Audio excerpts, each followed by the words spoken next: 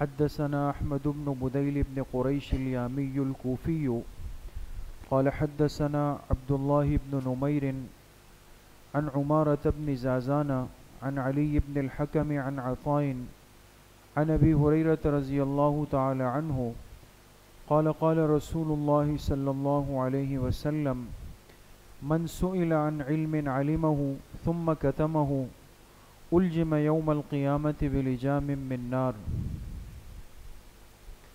حدیث پاک کے درس میں علم سے متعلق یعنی علم نبوت سے متعلق اور علم شریعت سے متعلق بات چل رہی ہے کہ ایک مسلمان کی زندگی میں کس قدر ضروری ہے کہ وہ اپنے دین کا بنیادی اور ضروری علم کم سے کم درجے میں حاصل کرے۔ دوسری صورت تو یہ ہے کہ ایک مسلمان کے پاس تفصیلی علم ہو، لیکن ایک علم کا درجہ ہے کہ ضروری علم، بنیادی علم، اتنا علم ہو کہ جس سے ہمارے فرائض صحیح ہو جائے۔ تو آج کی جو حدیث مبارکہ ہے یہ ہے کتمان علم پر وعید کے بارے میں، بڑی اہم روایت ہے۔ کتمان کہا جاتا ہے کسی چیز کے چھپانے کو۔ جس شخص کو اللہ نے اپنے دین کا علم دیا ہو، پھر جتنا زیادہ دیا ہو، اس کی ذمہ داری اتنی ہی بڑھ جاتی ہے کہ وہ اس دین پر اسی انداز پر عمل کی بھی کوشش کرے گا اور اس کو اپنی ذات تک محدود نہیں کرے گا، بلکہ اس سیکھے ہوئے علم کو امت تک منتقل کرے گا۔ بالخصوص اگر اس عالم سے کوئی شخص سوال کر لے اور اسے ضرورت ہو، کوئی مسئلہ ہے، کوئی شرعی معاملہ ہے، اور اس بیچارے کو اس کا حکم نہیں پتہ، تو وہ اگر اس صاحب علم کے پاس آئے اور اس سے کہے کہ جی میرا یہ مسئلہ ہے اور مجھ سے یہ عمل ہو گیا ہے، تو آیا میرے لیے کیا حکم ہے؟ اب دیکھیں، یہ ایک شرعی مسئلہ تھا اور جس سے پوچھا اسے اس مسئلے کے جواب کا علم بھی تھا، لیکن اس کے باوجود بھی اس نے اس سائل کو مطمئن کرنے کے بجائے کتمان کیا۔ کتمان کے معنی آتے ہیں چھپانا، یعنی اس کو کہا کہ بھائی کسی اور سے پوچھ لیں، مجھے نہیں پتا، بجائے اس علم کو بیان کرنے اور ظاہر کرنے کے اس علم کو چھپایا۔ اس کو کہا جاتا ہے کتمان علم۔ کیا کہا جاتا ہے دوستو؟ کتمان علم، علم کو چھپانا۔ یہ جو روایت ہے حضرت ابو ہریرہ رضی اللہ عنہ کی، اس میں آپ علیہ الصلاۃ والسلام نے فرمایا من سئل عن علم علمہ، جس شخص سے ایسی چیز کے بارے میں سوال ہوا کہ اسے اس کا علم تھا، یہ شرط ہے۔ ایک تو یہ نا کہ علم ہی نہیں ہے تو بات ختم ہو جائے گی، لیکن اسے اس چیز کا علم ہے، پورا علم ہے، ثم کتمہ، پھر بھی اس نے اس کا جواب دینے سے اپنے آپ کو بچایا اور چھپایا، نہیں بتایا، الجم یوم القیامت بلجام من نار، علم کے ایسے چھپانے والے بندے کو قیامت کے دن آگ کی لگام ڈالی جائے گی۔ اسے آگ کی لگام، جیسے جانور کو لگام پہناتے ہیں تو اسے بھی آگ کی لگام پہنا دی جائے گی، اور اتنی سخت سزا اس کو ملے گی۔ کیوں؟ اس لیے کہ جیسے جواب دینے کے وقت اس نے اپنا منہ بند کیا، لیکن یہ بھی ایک تشبیہ ہے سمجھانے کے لیے، تو جیسے جانور کا منہ لگام لگا کے بند کر دیتے ہیں نا، تو اس شخص نے بجائے جواب دینے کے اپنے منہ کو اس وقت لگام ڈال دی، بند کر دیا، نہیں بتایا، سامنے والا بیچارہ اسی طرح چلا گیا۔ اس فعل پر اللہ پاک اتنا ناراض ہوتے ہیں کہ اس صاحب علم کو قیامت کے دن آگ کی لگام پہنا دی جائے گی۔ تو کتنی سخت وعید ہے۔ تو اس حدیث پاک سے بعض باتیں ہم سب کے لیے بڑی سمجھنے کی ہے۔ اس میں سب سے پہلی بات تو یہ ہے کہ اس امت تک جو دین آیا ہے اور اس دین کا جو سرچشمہ ہے، جو مرکز ہے، وہ جناب نبی کریم صلی اللہ علیہ وسلم کی ذات اقدس ہے، اور آپ تک اس دین کا علم آیا وحی کے ذریعے سے، اور وحی حضرت جبرائیل علیہ السلام لے کر آئے، اور پھر آپ علیہ الصلوۃ والسلام نے اس پوری وحی کو، پورے دین کو، پورے علم کو اپنی جماعت صحابہ اکرام کو منتقل کیا، اور پھر صحابہ نے درجوار امت تک منتقل کیا۔ اس سے معلوم ہوا کہ اس دین اور اس دین کے علم کو چھپایا نہیں جا سکتا۔ بات سمجھ رہے ہیں تو؟ جو سچا دین ہوتا ہے نا، اس میں اخفا نہیں، اظہار ہے۔ اخفا کے معنی آتے کسی چیز کو چھپانا، اظہار کے معنی آتے ہیں کسی بات کو ظاہر کرنا۔ جو بات حق ہوتی ہے، سچ ہوتی ہے، صحیح ہوتی ہے، انسان اس کو چھپاتا نہیں، اس لیے کہ چھپائی وہ بات جاتی ہے کہ جس کی وجہ سے انسان کو لگے کہ میں تو برا لگوں گا، یا میں مجرم بن جاؤں گا، یا مجھے شرمندگی ہوگی۔ تو بھئی ہمارے پاس جو اس مبارک دین کا علم ہے، اس کو بیان کرنے میں ہمارے لیے عزت ہے یا شرمندگی؟ جی عزت ہے۔ دین عزت والا ہے، جس پیغمبر کی برکت سے آیا وہ پیغمبر عزتوں کا مجموعہ ہے، اور جن صحابہ کے ذریعے سے آیا وہ عزتوں کا مجموعہ ہے۔ اس امت کے خیر والے طبقے نے لیا ہے، وہ عزتوں والے لوگ تھے۔ تو یہ دین اور دین کا علم سراسر عزت ہی عزت ہے۔ اس لیے یاد رکھیں، ہمارے اس مبارک دین میں چھپانے کا کانسیپٹ نہیں ہے کہ انسان نعوذ باللہ یہ کہے کہ بھئی دین کو چھپائیں تو اتنا زیادہ فائدہ ہے۔ اس لیے کہ ایسے لوگ دنیا میں موجود ہیں کہ جو کہتے ہیں اپنے عقیدے کو، اپنے معاملات کا اخفا کریں، اس کو چھپائیں، اس کو ظاہر نہیں کریں، لہذا حقیقت کچھ اور ہوگی، لیکن آپ جب پوچھیں گے تو بولیں گے کچھ اور، تو آپ کو لگے گا کہ جو یہ بول رہا ہے یہ تو واقعی بول رہا ہے۔ لیکن وجہ یہ ہے کہ وہ ایسے مسلک و مشرب کے لوگ ہوتے ہیں کہ جس میں تقیہ ہے، اپنی بات کو چھپانے کا تصور موجود ہے، اور وہ کہتے ہیں کہ جتنا اپنے دین اور اپنے عقائد کو چھپائیں اتنا عزت بڑھتی ہے۔ اور ہمیں جو دین اللہ کے پاک پیغمبر کے واسطے سے پہنچا ہے، تو اس عقیدے کے ساتھ آیا کہ اس دین کو بیان کرنے میں عزت ہے، واضح کرنے میں عزت ہے، چھپانے میں عزت نہیں۔ ایک بات یہ ہوگا۔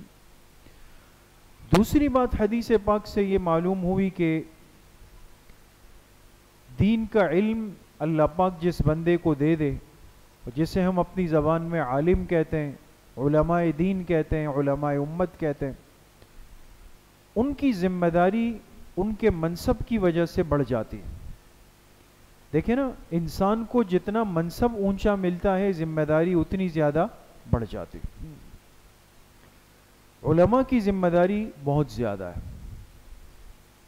زیادہ اس طور پر ہے کہ انہوں نے جتنا دین کا علم سیکھا ہے اس کی حفاظت بھی کرنی ہے، اور اسے ہر قسم کے فتنوں سے بچانا بھی ہے، اور امت تک اس کو منتقل بھی کرنا ہے، اور منتقل کرنا بھی ایک صحیح اور مثبت، ایک پازیٹیو انداز میں منتقل کرنا ہے کہ جس کو سن کر امت میں جوڑ پیدا ہو، اتفاق پیدا ہو، خدا نخواستہ انتشار کی کیفیت اس میں نہ بنے۔ تو جس بندے کے پاس دین کا علم ہے اس کے فضائل بہت زیادہ ہیں، لیکن جس چیز کے فضائل زیادہ ہوتے ہیں اگر اس پر عمل ترک کیا جائے تو اس پر پکڑ، اس کا وبال بھی اتنا ہی زیادہ ہوتا ہے۔ لہٰذا اگر کسی عالم سے سوال ہوا، اس سے پوچھا گیا، چاہے وہ مسئلہ وضو کا ہے، نماز کا ہے، نکاح کا ہے، طلاق کا ہے، قربانی کا ہے، حج کا ہے، جہاد کا ہے، کسی بھی چیز کا مسئلہ ہے، اور اس عالم کو اس مسئلے کا علم تھا اور وہ بتانے میں کوئی مانع بھی نہیں تھا، اس کے باوجود اگر اس نے خاموشی اختیار کی یا اپنی جان چھڑانے کی کوشش کی تو ایسا عالم اللہ کو انتہائی ناپسند ہے، اور یہ کتمان علم کی وعید میں آئے گا، اور فرمایا ایسے شخص کو قیامت کے دن آگ کی لگام ڈال دی جائے گی۔ بات سمجھ گئے دوست؟ تیسری اہم بات یہ ہے کہ اس حدیث سے ہمیں ایک اور پہلو بھی سمجھ میں آتا ہے کہ اس عالم کی پکڑ کیوں ہوئی، اسے آگ کی لگام کیوں ڈالی جائے گی؟ اس لیے کہ اس نے پوچھے ہوئے سوال کا جواب دینے کے بجائے خاموشی اختیار کی۔ تو معلوم ہوا کہ امت کے اندر یہ مزاج ضرور ہونا چاہیے کہ وہ اپنے دین کے مسائل اور معاملات کن سے پوچھیں؟ جی، علماء سے پوچھیں۔ یہ علماء سے پوچھیں گے تو تب جا کے علماء ذمہ دار بنیں گے نا۔ اب امت اگر یہ مزاج اختیار کر لے کہ وہ ٹس سے مس ہونے پہ تیار نہیں ہے، انہیں کوئی مسئلہ پوچھنے سے کوئی سروکار نہیں ہے، جیسے زندگی گزر رہی ہے وہ گزار رہے ہیں تا وقتے کہ زندگی کی آخری حد آ گئی، پھر اس کے بعد جا کے پوچھا کہ میں نے تو یہ کیا تھا، میں نے یہ کیا، اب کیا ہوگا اس کو؟ سوال یہ کہ 15 سال میں ایک مسلمان عاقل بالغ ہو جاتا ہے، 15 سال کے بعد یہ مکلف ہو جاتا ہے، پابند ہو جاتا ہے، صحیح اور غلط کی تمیز میں فرق کرنے لگتا ہے۔ لہذا اس کے بعد ہمارے اندر یہ مزاج اور جذبہ ہونا چاہیے کہ وہ سارے مسائل اور شریعت کے احکامات جو ہمارے لیے ضروری ہے، اگر ہماری سمجھ میں نہیں آ رہے ہم اس کو پوچھیں۔ اور میں نے ایک چیز پوچھی ہی نہیں، اس کے بارے میں مستفتی بنا ہی نہیں، اس کے بارے میں طلبگار بنا ہی نہیں، میں نے اس ضرورت کو محسوس ہی نہیں کیا، اور پھر گھر میں یا دوستوں کے مجلس میں بیٹھ کے کہوں کہ یہ علماء بیان ہی نہیں کرتے، تو غلط سی بات ہو جائے گی نا۔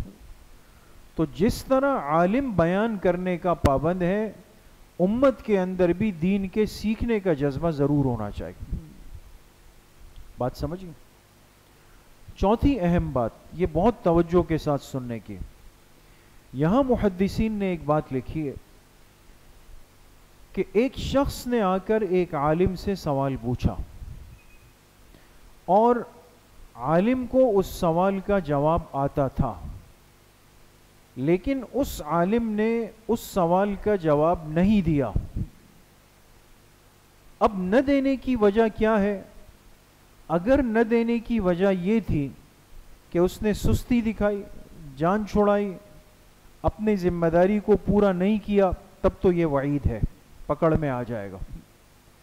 لیکن جواب نہ دینے کی وجہ، یہ محدثین کے الفاظ ہیں، جواب نہ دینے کی وجہ یہ ہے کہ وہ سوال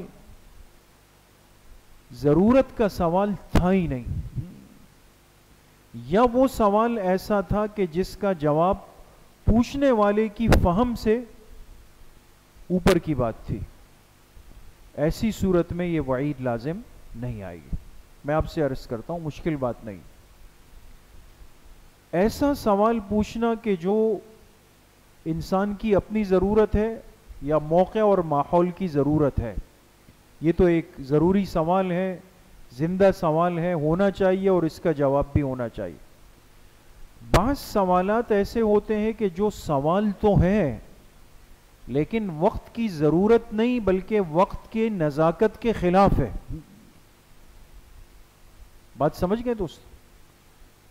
وقت کے تقاضے کے خلاف ایک سوال ہے۔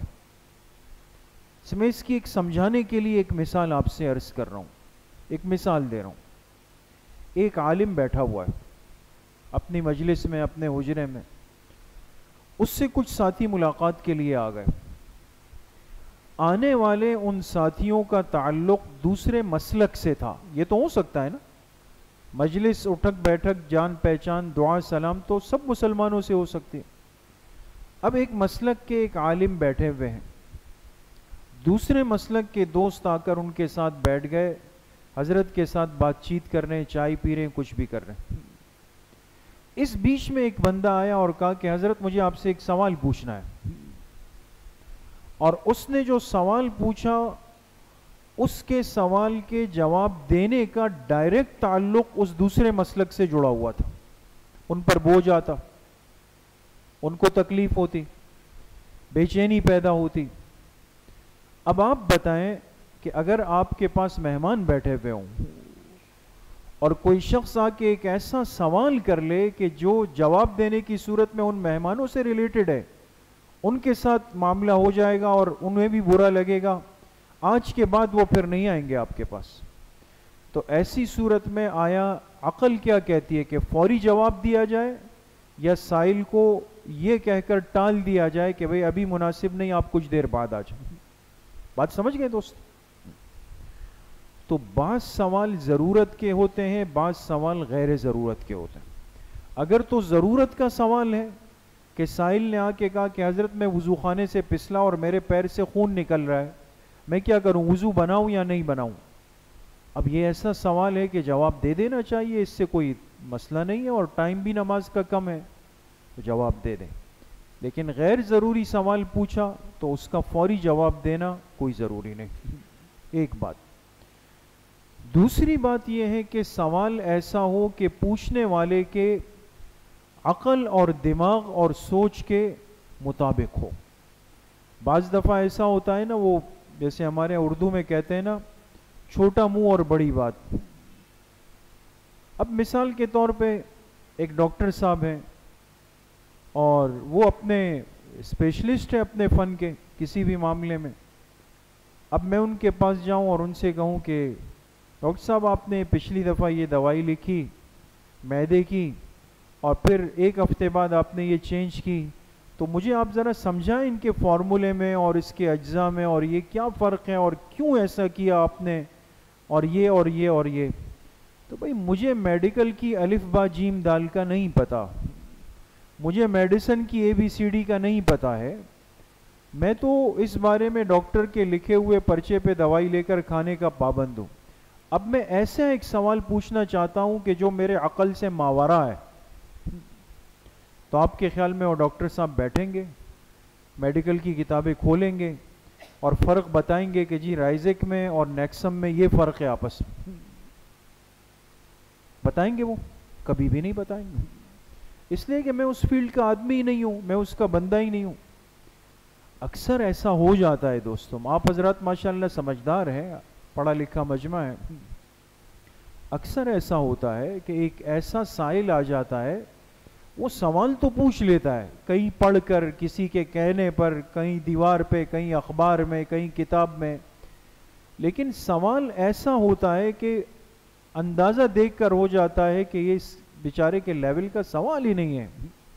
یہ نہیں سمجھ سکے گا کہ میں اس کو اب یہ فرق بتانا شروع کروں کہ بینک میں یہ 3 اکاؤنٹ ہوتے ہیں اور اسلامک بینک کاری یہ ہے اور سودی بینک کاری یہ ہے، مضاربت یہ ہے اور محاربہ یہ ہے اور یہ مشارکہ یہ ہے اور اس کی اتنی قسمیں ہیں، یہ تو نہیں ہو سکتا۔ بات سمجھ گئے؟ تو یہ چیزیں بھی پیش نظر ہوں۔ تو عرض کرنے کا مقصد میرے دوستوں بزرگوں یہ ہے کہ دین سیکھنا ہماری ذمہ داری ہے، دین کی طلب اپنے اندر پیدا کرنا یہ ہمارے دین کا ایک تقاضا ہے جس کے ہم پابند ہیں۔ لیکن ہم ان 2 باتوں کا بہت خیال رکھیں۔ آج ہم ضروری چیزیں علماء سے نہیں پوچھتے، وہ نہیں پوچھتے، اس بارے میں ہمیں غصہ آتا ہے۔ اگر کوئی ہمیں سمجھائے کہ بھئی یہ نہیں کرو وہ نہیں کرو، اس میں ہم بدک جاتے ہیں، بگڑ جاتے ہیں۔ البتہ غیر ضروری چیزیں جو ماحول کے اندر رائج سرکل میں گھوم رہی ہیں، اس کے بارے میں بالکل تیار بیٹھے ہوں گے کہ چلیں جاتے ہیں، ذرا تھوڑا سا ٹائم اسپینڈ کرتے ہیں، چلے بیٹھ جاتے ہیں۔ غلط بات ہے۔ یا ایسا ایک سوال ہے کہ جو میری ذہنی سطح سے اوپر کی بات ہے، اس بارے میں کیوں یعنی ایک سوال کیا جائے اور وقت کو ضائع کیا جائے؟ تو دین کا وہ ضروری علم جس کی ضرورت مجھے رات سونے سے لے کر صبح اٹھنے تک، صبح اٹھنے سے لے کر رات سونے تک، گھر سے لے کر اپنے کاروبار تجارت جاب تک، کمرے سے لے کر بیت الخلاء تک، بیت الخلاء سے لے کر مسجد تک، اپنے شہر سے لے کر مکہ مکرمہ تک، مکہ مکرمہ سے مدینہ منورہ تک، یہ جو زندگی کا حصہ ہے۔ اب جیسے حج کا موسم ہے، اب ان کے ذہنوں میں حج کے سفر سے متعلق سوالات ہونے چاہیے، اور انہیں حج کے مسائل سیکھنے چاہیے، پوچھنے چاہیے. آگے قربانی کا سیزن آئے گا، اس میں وہ سوالات ہونے چاہیے. رمضان میں رمضان کے، زکوٰۃ کے، صدقہ فطر کے، اعتکاف کے سوالات ہونے چاہیے. یہ تو زندگی اسی نظم کے ساتھ چل رہی ہے. تو ایک وقت کے تقاضے کو نظر انداز کر کے انسان بے مقصد بات اور ٹاپک کی طرف جائے گا، یہ وقت کو ضائع کرنے والا. اور بے مقصد زندگی گزارنا اللہ پاک کو ناپسند ہے. اس لیے میرے عزیز و دوستو بزرگوں، ہم اپنی اصلاح بھی کریں کہ مجھے اپنا دین کیسے سیکھنا ہے. اور پھر اہل علم کی، علماء کی ایک ذمہ داری ہے کہ وہ اپنے مجمع کو، اپنے معاشرے کو، اپنے ماحول کو دین کم از کم اتنا ضرور سکھائیں کہ وہ اپنے واجبات، فرائض اور دین کی ضروریات پر تسلی سے عمل کر سکیں. اللہ پاک مجھے بھی آپ سب کو صحیح عمل کی توفیق نصیب فرمائے. الحمدللہ رب العالمین والصلاة والسلام علیہ.